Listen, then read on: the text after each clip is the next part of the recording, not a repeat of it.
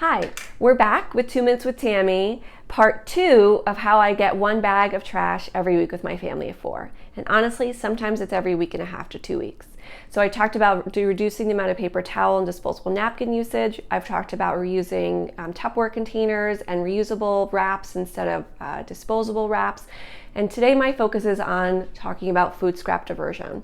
So the biggest way I've gotten rid of using lots of bags for every week is that we've taken our food waste out of our garbage bag.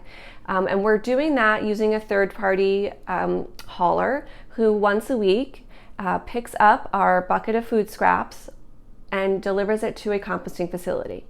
And the state is really encouraging municipalities and residents to get on board with this type of programming. Whether you do backyard composting yourself, whether you hire a third-party service, or whether your town has a municipal drop-off program. So what we do is we have a container on our counter. Sometimes it's just a bowl. Sometimes I got fancy and got a big container. And anytime we have any food waste, we put it into that container. And when you have a pickup service, it's everything you eat. So meats, cheeses, bones, fats, oils, fish, all of the above. Different than backyard composting. And when that container gets full, I go ahead and put it in my 5-gallon collection bucket that I hold in my garage. And then once a week, I take this bucket out and I bring it to the front of my garage, and that service comes to pick it up, empties it, and leaves me with an empty bucket.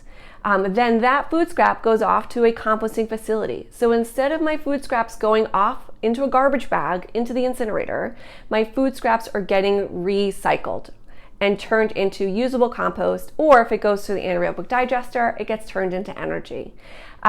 And so you can choose different levels of the food scrap hauling programs with the different companies that offer it to you.